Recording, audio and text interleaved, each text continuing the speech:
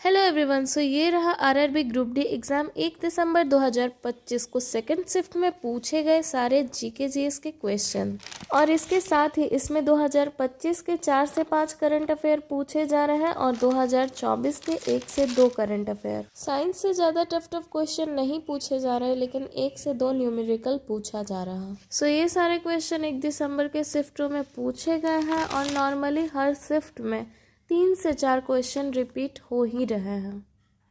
So first question पूछा गया Vikram 3201 micro processor कितने बीट का है।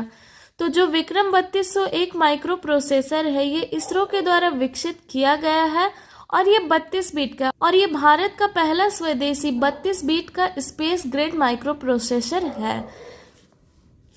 नेक्स्ट क्वेश्चन पूछा गया हमारे शरीर में किडनी कहाँ स्थित होती है। तो हमारे शरीर में जो किडनी होता है ये मेरुदंड के दोनों ओर स्थित होता है। नेक्स्ट क्वेश्चन पूछा गया इंडोप्लाज्मिक रेटिकुलम की खुरदरी बनावट किसके कारण होती है। तो देखिए इंडोप्लाज्मिक रेटिकुलम का जो खुरदरी बनावट होता है ये राइबोसोम के कारण होता है। नेक्स्ट क्वेश्चन पूछा गया भारत के पहले 3 नैनोमीटर यानी कि 3 nm चिप डिजाइन केंद्रों का उद्घाटन कहाँ किया गया। तो भारत का जो पहला 3 नैनोमीटर 3 nm चिप डिजाइन केंद्रों का उद्घाटन है ये नोएडा और बेंगलुरु में किया गया। नेक्स्ट क्वेश्चन पूछा गया भारत की पहली विस्टाडोम जंगल सफारी ट्रेन किस राज्य के द्वारा सरकार ने शुरू की है। तो भारत का जो पहला विस्टाडोम जंगल सफारी ट्रेन है ये उत्तर प्रदेश राज्य की सरकार ने शुरू की है। नेक्स्ट क्वेश्चन पूछा गया ऑस्ट्रेलियन ओपन 2025 में महिला एकल ने फाइनल में मेडिसिन कीज ने किस प्रतिद्वंदी को हराया था। तो देखिए ऑस्ट्रेलियन ओपन 2025 में महिला एकल का खिताब जीतने वाली है मेडिसिन कीज, और इसने फाइनल में एरिना सबालेंका को हराया था जो कि बेलारूस की रहने वाली है। इस क्वेश्चन को पहले भी पूछा गया है और इसे फिर से रिपीट किया गया है। अगर आपसे पूछा जाए कि पुरुष एकल का खिताब जीतने वाले कौन है तो ये है जेनिक सिनर जो कि इटली के रहने वाले हैं, और इन्होंने फाइनल में किस प्रतिद्वंदी को हराया। तो इन्होंने अलेक्जेंडर ज़वेरेव को फाइनल में हराया। तो इन चारों के नाम आप याद रखिएगा। नेक्स्ट क्वेश्चन पूछा गया भारतीय स्टेट बैंक की 2024 की रिपोर्ट के अनुसार वित्तीय वर्ष 2025 FY24 में भारत की शहरी गरीबी दर कितनी है। तो भारतीय स्टेट बैंक की 2024 की रिपोर्ट के अनुसार वित्तीय वर्ष में शहरी गरीबी दर जो है 4.9% है। नेक्स्ट क्वेश्चन पूछा गया 2024-25 में आजीवन अर्जुन पुरस्कार से पैरा तैराकी के क्षेत्र में किसे सम्मानित किया गया है। तो देखिए 2024-25 में अर्जुन पुरस्कार ये 34 खिलाड़ियों को दिया गया है, जिसमें जो आपका 32 खिलाड़ी है ना वो रेगुलर कैटेगरी का है और उसमें जो 2 है वो लाइफ टाइम कैटेगरी का है। तो यहाँ पे आपका क्वेश्चन में आजीवन वाला पूछा गया है कि आजीवन में पैरा तैराकी के क्षेत्र में किसे सम्मानित किया गया है। तो ये मुरलीकांत राजाराम पेटकर को सम्मानित किया गया है, और जो दूसरा है जो एथलेटिक्स के क्षेत्र में दिया गया है ये दिया गया है सुच्चा सिंह को। तो इन दोनों को आप लोग याद रखिएगा। नेक्स्ट क्वेश्चन भी अर्जुन पुरस्कार से ही रिलेटेड है कि 2024-25 में अर्जुन पुरस्कार एथलेटिक्स के क्षेत्र में किस खिलाड़ी को दिया गया है। तो यहाँ पे आजीवन नहीं बोला है, मतलब ये रेगुलर कैटेगरी का पूछा है। तो रेगुलर कैटेगरी में ज्योति यारा जी और अन्नू रानी को एथलेटिक्स के क्षेत्र में अर्जुन पुरस्कार से सम्मानित किया गया है। ऑप्शन में आपका दिया हुआ था ज्योति यारा जी, तो ये आपका करेक्ट आंसर होगा। नेक्स्ट क्वेश्चन पूछा गया 22 मई 2025 को चागोस द्वीप समूह के भविष्य के संबंध में किन 2 देशों ने एक समझौते पर हस्ताक्षर किए। तो 22 मई 2025 को यूनाइटेड किंगडम और मॉरिशस ने चागोस द्वीप समूह के भविष्य के संबंध में एक समझौते पर हस्ताक्षर किए। नेक्स्ट क्वेश्चन पूछा गया 9 जून 2025 को किस केंद्र शासित प्रदेश की विधानसभा के लिए नेशनल ई विधान एप्लीकेशन लॉन्च किया गया था। तो देखिए 9 जून 2025 को केंद्रीय राज्य मंत्री एल मुरुगन ने पांडुचेरी के लिए नेशनल ई विधान एप्लीकेशन लॉन्च किया है। नेक्स्ट क्वेश्चन पूछा गया, हाल ही में राष्ट्रीय हरित मिशन के तहत किस पर्वत श्रृंखला को संरक्षण प्रदान किया गया है? तो देखिए, अभी हाल ही में राष्ट्रीय हरित मिशन के तहत अरावली पर्वत श्रृंखला को संरक्षण प्रदान किया गया है। नेक्स्ट क्वेश्चन पूछा गया है, पृथ्वी विज्ञान मंत्रालय के अनुसार नवंबर 2024 से फरवरी 2025 की अवधि में भारत में कुल कितने भूकंप दर्ज किए गए हैं? तो देखिए, नवंबर 2024 से फरवरी 2025 की अवधि में भारत में अभी तक में 159 भूकंप दर्ज किए गए हैं। नेक्स्ट क्वेश्चन पूछा गया, मई 2025 में अंतर्राष्ट्रीय मुद्रा कोष IMF के द्वारा अनुमानित भारत की GDP वृद्धि दर क्या है? तो मई 2025 में अंतर्राष्ट्रीय मुद्रा कोष यानी कि IMF के द्वारा 2025-26 में भारत का जो अर्थव्यवस्था है ये 6.6% की दर से बढ़ने का अनुमान है। नेक्स्ट क्वेश्चन पूछा गया, किस योजना के तहत शहरों में लगभग 89 लाख घर बनाए गए हैं?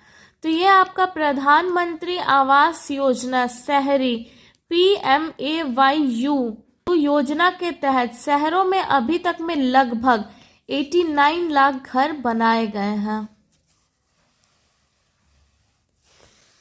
नेक्स्ट क्वेश्चन पूछा गया, हाल ही में राजस्थान में फूड एंड मिल्क की फैक्ट्री पर छापा किस मंत्री ने मारा था? तो अभी हाल ही में राजस्थान में फूड और मिल्क की फैक्ट्री पर छापा मारने वाले मंत्री हैं डॉक्टर करोड़ी लाल मीणा। इन्होंने नवंबर 2025 में राजस्थान के फूड और मिल्क की फैक्ट्री में छापा मारा।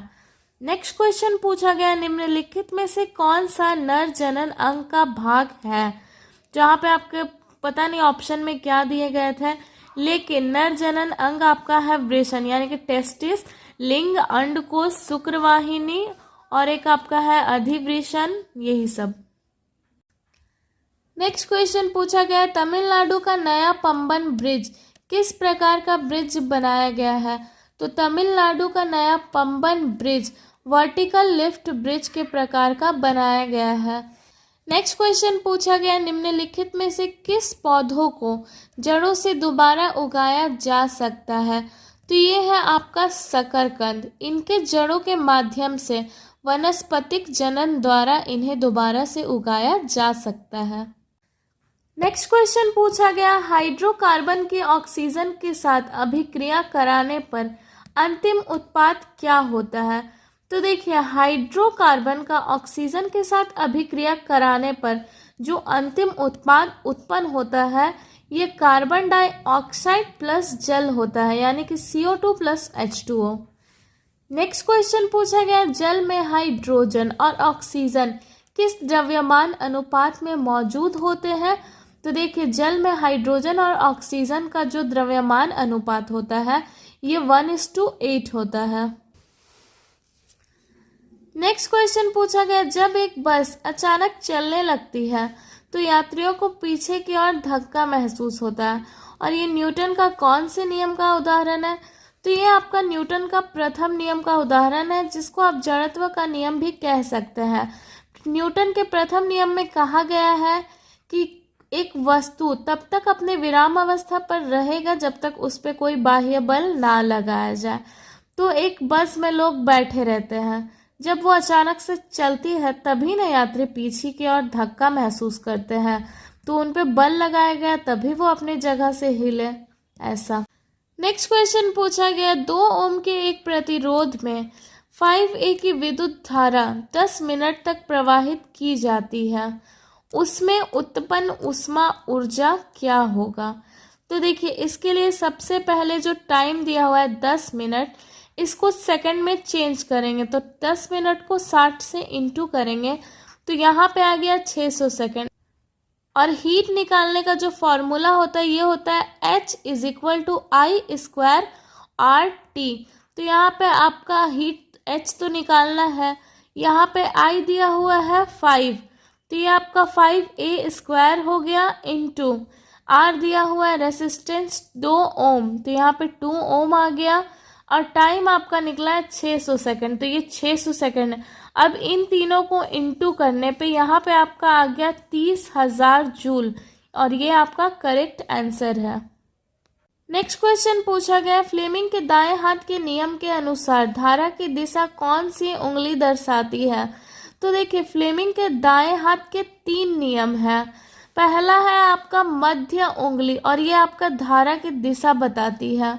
दूसरा है आपका अंगूठा, ये चालक की गति दर्शाती है। तीसरा है आपका तर्जनी जो फिंगर जो चुंबक के क्षेत्र को दर्शाती है। तो ये फ्लेमिंग के दाएं हाथ के तीनों नियम है, इन तीनों को आप लोग याद रखिएगा। नेक्स्ट क्वेश्चन में पूछा गया, आर्किमिडीज के सिद्धांत के अनुसार जब हम पानी में तैरते हैं तो हमारे शरीर पर बल किस दिशा में लगता है?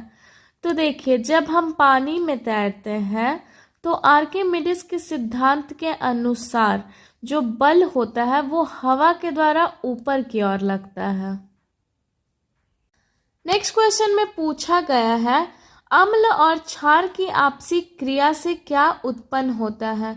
तो देखिए अम्ल और क्षार का जो आपसी क्रिया होता है इसको उदासीनीकरण अभिक्रिया कहते हैं और इसमें जो अम्ल का H+ आयन होता है और क्षार का OH- आयन होता है ये मिलकर जल यानी कि H2O बनाते हैं और इसके साथ ही और जो शेष आयन बचता है ये मिलकर लवण यानी कि सॉल्ट बनाते हैं।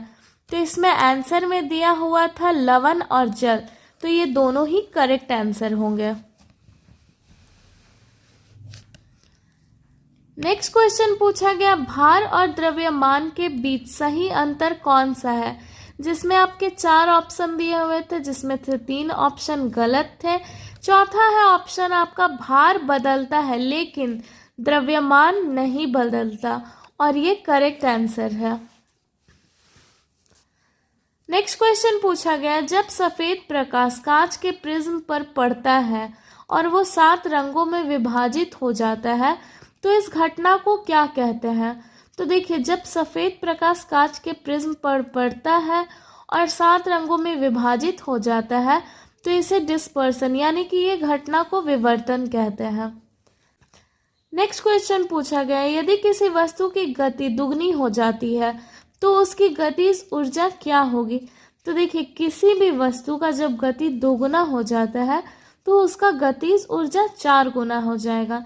इसके साथ ही अगर आपसे गतिज ऊर्जा का फॉर्मूला पूछा जाए तो इसका फॉर्मूला काइनेटिक एनर्जी, गतिज ऊर्जा को इंडिकेट करता है काइनेटिक एनर्जी, इसका फॉर्मूला है 12 mv²। तो ये जो सारे क्वेश्चन है ये 1 दिसंबर के सेकंड शिफ्ट में पूछे गए क्वेश्चन हैं। इन सारे क्वेश्चंस को आप लोग याद कर लीजिएगा। इसमें 2-3 क्वेश्चन ऐसे हैं जो रिपीट किए गए हैं।